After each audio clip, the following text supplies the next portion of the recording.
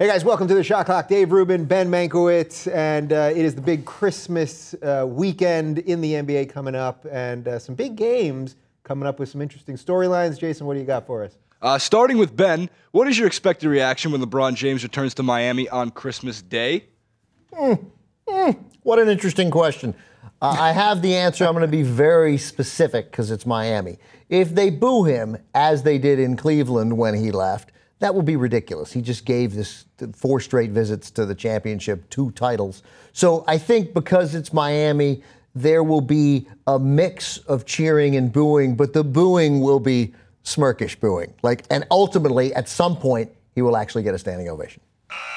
Well, this is the NBA, and this is sports. So in sports, you leave, you come back, you're going to get booed naturally. But I basically agree with what Ben's saying there. Miami, look, they had a great run with him, and they're actually playing okay this season. Dwayne Wade looks a little reinvigorated.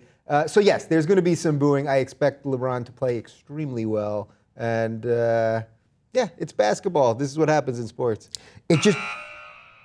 What would surprise me is if Miami behaved in any way the way Cleveland did. Because LeBron wasn't theirs.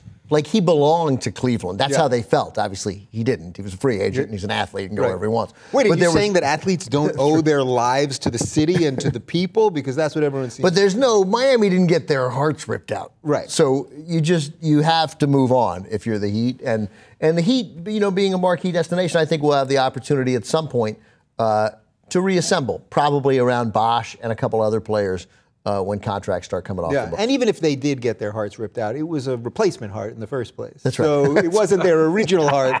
So it's actually okay. But I do think he's going to play extremely well. He's going to be juiced up for this. They're starting to hit their stride a little bit. So a little. They still look. They can't string 2 together. They go into New Jersey and they win easy and dominate a game. And then they come home and play the peculiar who can figure out why the hell the Atlanta Hawks are winning 3 out of every 4 games.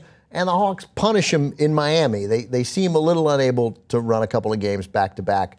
My hunch is that they are what they are, and this is a team that's going to end the year 2, 3, 4, 5, 6 games over 500, but no better.